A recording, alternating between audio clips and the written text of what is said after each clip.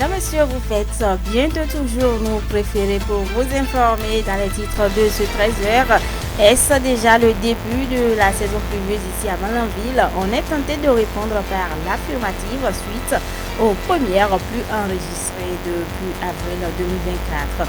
Nous avons recueilli pour vous donc la réaction du chef cellule communale de l'ATDA Vallée du Niger, Dr Afizou Ganda, sera dans le 13h pour plus de précision. Pendant ce temps, ce sont les producteurs de la commune de Malanville qui sont toujours en attente des semences et intrants au titre de cette campagne agricole. Et déjà, l'on note des inquiétudes dans le rang de ces derniers, mais le gérant UCOM de Guéné rassure de ce que la distribution est bien prévue pour le jeudi 9 mai prochain. Précision à suivre.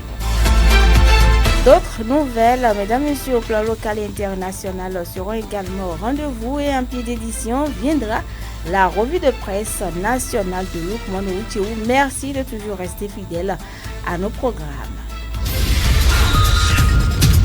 Sota Midi Magazine, le point de l'actualité de la journée sur ta radio. Sota FM, c'est maintenant et tout de suite. Bienvenue à tous. La commune de Malanville, à l'instar de plusieurs localités de la zone nord du Bénin, a déjà enregistré ses premières pluies dans le mois d'avril dernier. Ainsi, l'on se pose la question de savoir si c'est déjà le début de la saison pluvieuse. Et à cette préoccupation, le chef cellule communale de l'ATDA Vallée du Niger répond par l'affirmative. Dr Afizou Ganda évoque ici quelques prévisions en termes de pluviométrie cette année. Donc d'après ces prévisions, la saison a commencé. Et cette année, le début de la saison serait vraiment précoce et les producteurs devraient donc déjà prendre leurs dispositions pour commencer par préparer leur terrain. Et également, ils nous ont fait comprendre que on aurait des poches de sécheresse en ce début de saison qui peuvent durer 1 à 2 semaines de temps en temps. Et donc, par rapport à ça, c'est que les producteurs, c'est vrai, on a déjà eu 2 pluies, mais aux prochaines pluies, ils peuvent commencer déjà par installer leur culture pour pouvoir faire face un peu à ces situations particulières. Aussi, de la même manière, selon toujours ces prévisions, c'est que cette année sera beaucoup plus pluvieuse que l'année passée. Donc, on aura une situation pluviométrique meilleure à celle de l'année passée, ce qui conduirait déjà aux inondations. Donc, les populations qui vivent dans les zones souvent sujettes à l'inondation devraient s'y préparer parce qu'il y aura beaucoup plus de pluie, d'autant plus que les pluies sont précoces, mais ça va durer également dans le temps. Jusqu'en octobre, on continuerait à avoir les pluies. Donc voilà un peu la situation en ce qui concerne les prévisions de la météo. Par ailleurs, ils sont nombreux ces producteurs qui s'adonnent à la culture de contre-saison ici à Malanville. Et Dr Afizou Ganda revient sur les avantages d'une telle pratique, surtout pour les riziculteurs. On l'écoute. Lorsque vous prenez les cultures maraîchères, que ce soit la pomme de terre, l'oignon, la tomate, le piment, ces cultures sont principalement produites en contre-saison. Principalement, c'est en contre-saison on les fait. Et aujourd'hui, la culture de riz de contre-saison rivalise grandement avec ce qui est fait en saison de pluie. Donc, pour ce qui est de cette production du riz, par exemple, on peut considérer à part égale ce qui est fait à contre-saison et ce qui est fait en saison des pluies. C'est juste et pour faire face un peu à ces cas d'inondation. Parce qu'aujourd'hui, on a des terres dans la vallée qui ne peuvent pas être exploitées en saison des pluies parce qu'il y a le risque d'inondation. Ces terres sont vraiment submergées d'eau dans les périodes de pluie. Et donc, pour continuer à exploiter ces terres, les producteurs préfèrent l'exploiter en contre-saison où eux-mêmes, ils apportent l'eau. Et il faut dire que ces terres, de façon naturelle, s'enrichissent. Après le phénomène d'inondation, il y a le dépôt des alluvions qui améliore la fertilité de ces sols. Ce qui fait qu'en contre-saison, en apportant l'eau par le système des puits tubés, les producteurs arrivent à exploiter ces terres-là et à en tirer ce qu'il faut, même si à des moments donnés, le coût de revient de la production est plus élevé que ce qu'on enregistre en saison des pluies parce qu'il y a le coût supplémentaire de la carburation. Et toutefois, l'Agence territoriale de développement agricole Vallée du Niger soutient les producteurs en termes d'appui, conseils, renforcement de capacité et bien d'autres. Et pour ce qui est de cette année, plusieurs projets ou programmes ont prévu la mise à disposition des semences à un prix subventionné aux producteurs. Afizou Ganda se veut plus précis. En termes d'appui technique, nous essayons dans la mesure du possible avec l'effectif limité dont nous disposons d'encadrer ces producteurs-là. Donc il y a l'encadrement technique à travers les différentes formations, les suivis, appui conseils à leur endroit. Mais au-delà de ces encadrements techniques, il y a également des renforcements de capacité en termes de matériel et équipement, mais aussi en termes d'intrants. En ce sens, nous faisons également un certain nombre d'aménagements à l'endroit de ces producteurs-là à leur profit pour leur faciliter les activités de contre-saison. Donc ces aménagements nous permettent de mettre à leur disposition aussi un certain nombre de matériels de production comme les puits tubés, les motopompes, certains matériaux de travail du sol ou de récolte que nous mettons à leur disposition, que ce soit aussi bien par l'intermédiaire de la TDA que par l'intermédiaire des différents projets programmes, le tout sous l'œil vigilant du gouvernement à travers le MAEP. Oui, pour ce qui est de l'engrais, il faut dire que c'est à travers certains projets programmes que nous arrivons à mettre des engrais à leur disposition. Donc je pense qu'au cours de la saison écoulée, même que ce soit au niveau du riz, du maïs, que des cultures maraîchères, à travers un certain nombre de programmes, nous avons mis des semences gratuitement à leur disposition. Et il faut le dire que cette année, au cours de cette saison qui s'annonce, il y a beaucoup de projets programmes qui ont prévu la mise à disposition, la mise en place de semences au profit de ces producteurs après subventionnés. Pendant ce temps, l'inquiétude plane déjà dans le rang des producteurs de la commune de Malanville. Après 2 ou 3 pluies, les acteurs de la filière coton et maïs sont toujours en attente des intrants appropriés pour le début de la campagne 2024-2025. Et selon Karim Samba, un producteur à Gungu ici à Malanville, tout n'est pas encore perdu. Suivez un extrait de ses propos. Effectivement, jusqu'à présent, nous n'avons pas encore eu les intrants à notre disposition. Et ce que je peux avancer comme raison, c'est que la date probable des cultures du coton n'est pas encore faite, parce qu'on doit attendre jusqu'à partir du mois de mai avant de parler de semis précoces. Et c'est à partir du 1er juin qu'on va parler même du semis par la normale du coton. Donc certainement, c'est la raison qui fait que jusqu'à présent, le gouvernement n'a pas eu avec nous. Je veux parler oui, je vous le force. Ce que j'ai à leur dire là, c'est d'attendre d'abord, de se patienter, puisque le moment même n'est pas encore venu. Le moment venu, je suis sûr que les universités vont penser à nous et nous remettre. Nous avons encore 2 semaines avant qu'on ne commence pas à parler de semis précoces. Ce n'est même pas semis normal, semis précoces. Donc actuellement, même si on prend les intrants, on va les stocker. On ne va rien en faire. C'est de penser rapidement à nous, puisque normalement, dès mai déjà, si on a la pluie, on doit commencer les semis précoces. Donc par rapport à ça, si nous n'avons pas les intrants à notre disposition avant cette date donnée là, le moment venu, on ne peut pas pouvoir commencer. Rapproché, Salifou Sinasabi, gérant de l'Union communale des producteurs du coton de Guinée, justifie ce léger retard par les dates des bonnes semis et notre source attire l'attention des producteurs sur la nécessité de faire des semis à bonne date. Je vous invite à suivre quelques conseils prodigués par Salifou Sinasabi.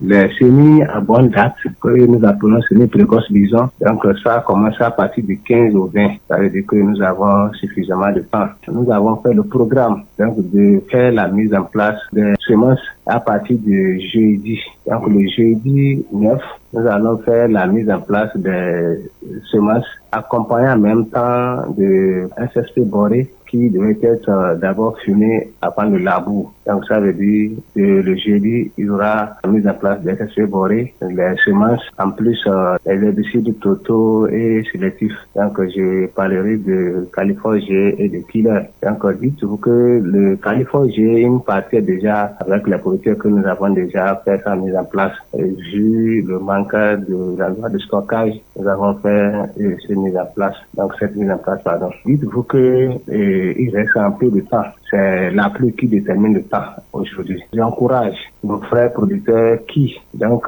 sont à l'attente de la pluie pour commencer à faire la semis que de se patienter tout sous peu. Nous allons quand même leur donner ce qu'il faut pour que quand la pluie commence en même temps de ne pas retarder. Parce qu'aujourd'hui, quand on parle de coton, il faut faire le semis à bonne date.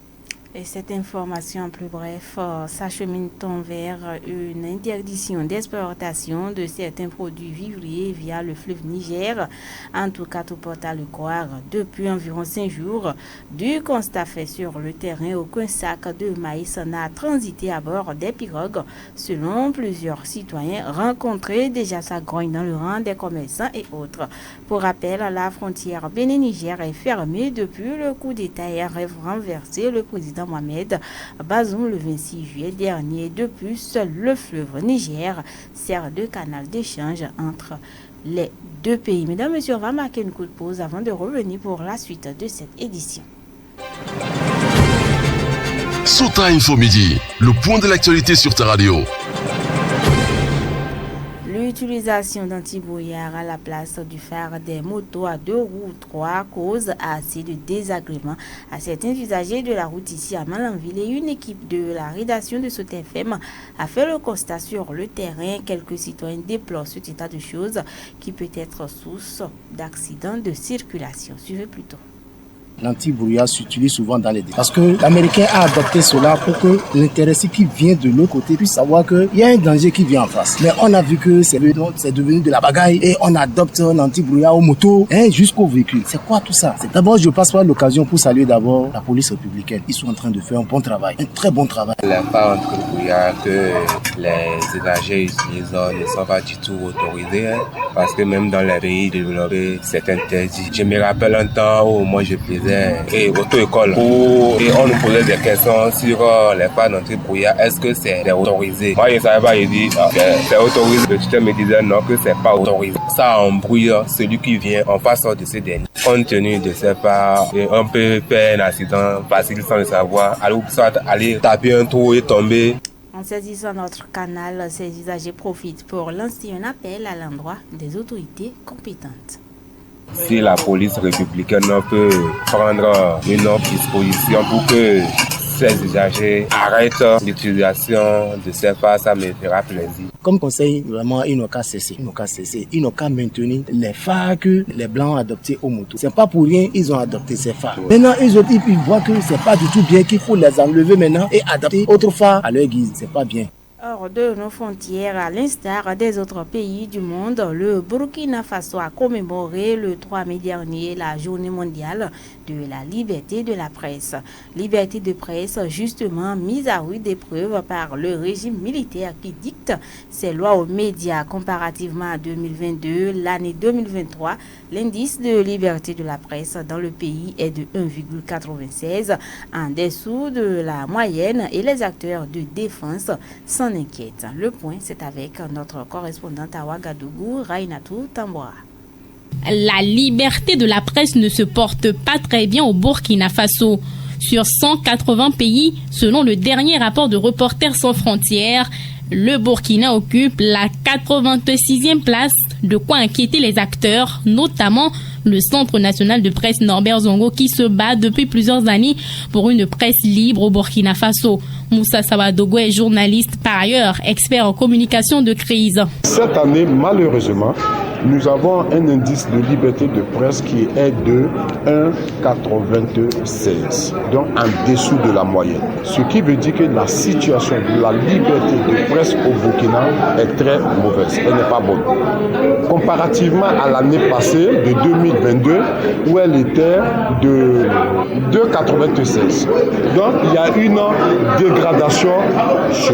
La deuxième chose, c'est que depuis qu'on a commencé à faire ce calcul-là, c'est la première fois qu'au Burkina Faso, on a une si mauvaise note. L'arrivée du régime militaire à la tête du Burkina et ses restrictions aux médias est la raison principale justifiant cette descente aux enfers de la presse au Burkina. Moussa Sawadogo. Aujourd'hui, les journalistes ne peuvent plus aller couvrir. On se contente de leur envoyer des communiqués. Ce qui fait que concernant les informations de la présidence, par exemple, pour ne pas avoir de problèmes, les journalistes se contentent de plaquer les communiqués. L'autre élément, c'est que le gouvernement, dans la stratégie de communication de guerre, est très clair. La vérité, c'est la vérité officielle. On interdit aux journalistes de remettre en cause la parole de l'autorité. Un autre élément, c'est qu'on a auprès des autorités un discours stigmatisant qui fait que une partie de nos compatriotes ont donc ciblé les médias, les journalistes comme le problème du Burkina Faso. Et les recommandations qui n'ont pas manqué pour permettre au Burkina Faso de remonter la pente en matière de liberté de la presse. Une des pistes, par exemple, c'est de demander au gouvernement d'apaiser la tension avec les journalistes, de travailler plutôt dans une relation de collaboration au lieu de continuer à regarder les journalistes comme les ennemis du Burkina. Nous sommes convaincus qu'aucun journaliste ne veut travailler pour détruire ce pays-là. L'autre élément, c'est à la justice, parce que les menaces contre les journalistes se font à visage découvert dans les médias et au vu au su de tout le monde, sans que la justice ne s'autosaisisse de ces questions-là et pour arrêter. Parce que les propos qui sont tenus par rapport à la législation burkinabé sont inacceptables. Donc, il faut que la justice fasse son travail. Au cours de la commémoration de cette 31e journée mondiale de la liberté de la presse, les réflexions se sont axées autour du rôle du journaliste burkinabé en période de guerre, un thème qu'impose l'actualité nationale au regard des assauts répétés en termes de violation de liberté contre des journalistes, ont laissé entendre les responsables du Centre national de presse, Norbert Zongo. Rainato Tamboura, Ouagadougou pour Sota FM. Merci à Rainato Tamboura, correspondante de Sota FM depuis l'autre côté de Ouagadougou. Mesdames, Messieurs, toujours hors de nos frontières. Cette fois-ci, c'est avec David Labo, déjà installé. David, bonjour. Pierrette Apovo, bonjour. Au Niger, Mahamadou Issifou a trahi tout un peuple, dit la fille de Mohamed Bazoum. Effectivement, Pierrette Apovo, au Niger, Hinga est l'un des 5 enfants du président nigérien Mohamed Bazoum qui s'est séquestré depuis 9 mois à Niamey avec son épouse. Ce mardi matin, en exclusivité sur RFI, elle a lancé un appel de détresse en faveur de la libération de ses parents. Elle accuse l'ancien président Mahamadou Issifou d'être non seulement à l'origine du putsch qui a renversé son père en juillet 2023, mais aussi derrière les poursuites judiciaires dont son père est menacé le vendredi prochain devant la cour de l'État de Niamey. Législative au Togo, pendant ce temps, on ne peut pas appeler ça une élection, dénonce un opposant. Le conseiller du président répond. Justement, Pierrette Apovo, le parti au pouvoir au Togo a largement remporté les régionales organisées le 29 avril dernier, ont indiqué le 6 mai les autorités électorales, consolidant la position de la majorité après une victoire déjà écrasante aux législatives. Un scrutin organisé le même jour et dont le parti de l'opposition FDR dénonce les résultats. On ne peut pas appeler ça une élection dans un pays normal. Le conseiller politique du président de la République togolaise répond à l'opposition. Au Sénégal, le président Bassirou Diomaye Faye est attendu à Abidjan. Vous nous dites, David Labo.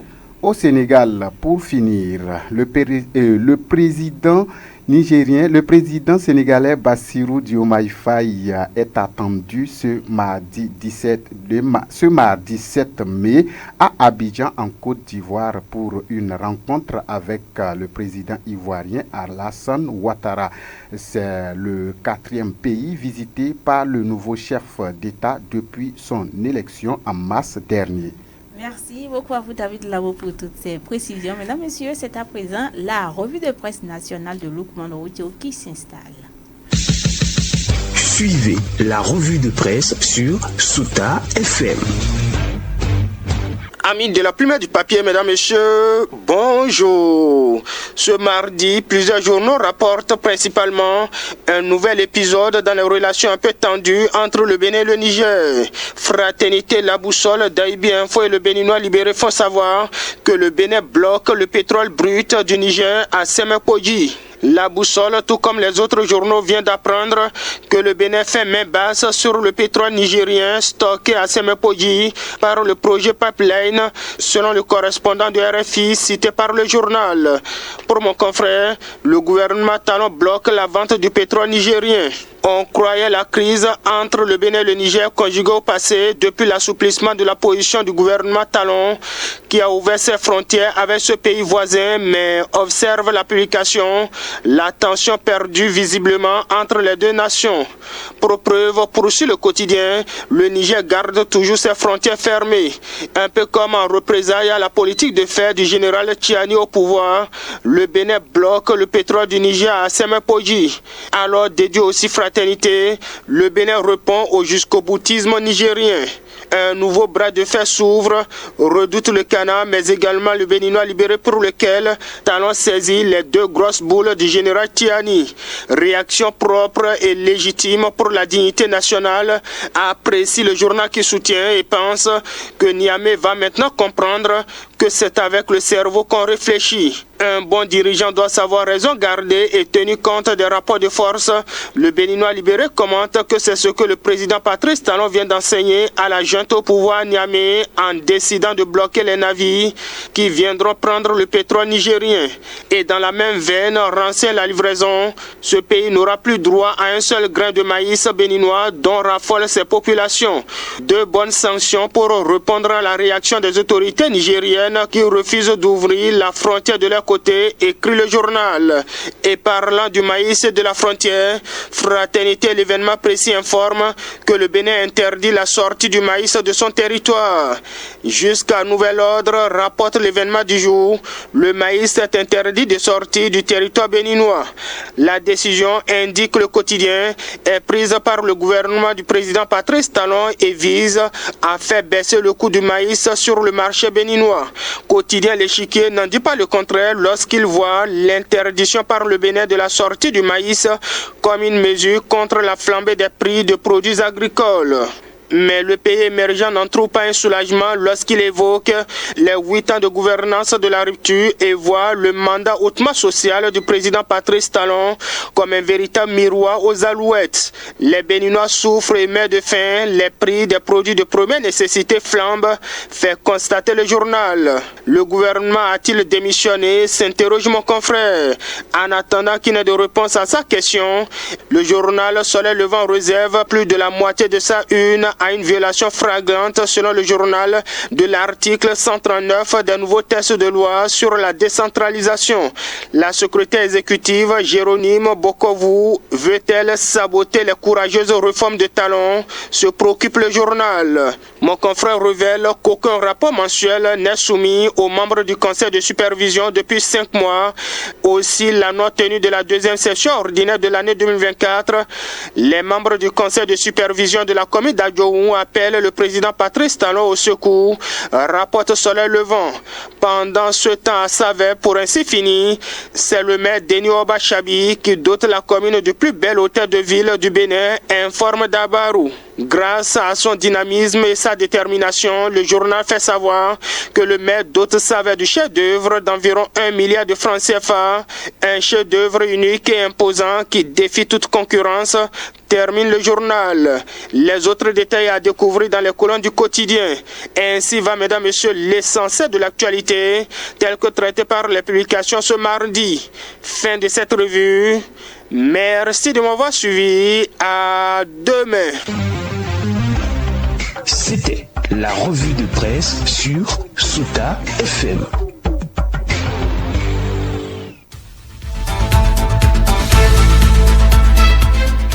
Est-ce déjà le début de la saison pluvieuse ici à Malanville? En tout cas, on est tenté de répondre par l'affirmative suite aux premières pluies enregistrées depuis avril 2024. Et nous avons recueilli pour vous la réaction du chef cellule communal de la TDA Vallée du Niger, Dr Afizou Ganda, qui était dans le 13h pour plus de précision. Et pendant ce temps, ce sont les producteurs de la commune de Malanville qui sont toujours en attente des semences et intrants au titre de cette campagne agricole. Et déjà, l'on note des inquiétudes dans le rang de ces derniers, mais le gérant Ucom de Guinée rassure de ce que la distribution est prévue pour le jeudi 9 mai prochain. Mesdames, Messieurs, d'autres nouvelles au plan local et international étaient également au rendez-vous, sans oublier la revue de presse nationale de Lukman Roucheou. Pierrette à pouvoir la présentation et aux manipulations techniques. On retrouve Aboubakar Doko, Zulkifli l'honneur quant à lui a assuré l'édition. Merci de nous avoir suivis. Bon après-midi à chacun et à tous. C'était Sota Midi Magazine, le rendez-vous informatif de la mi-journée sur Sota FM, la radio de l'espoir. Merci pour votre fidélité. Dans la Liborie, la différence a un nom.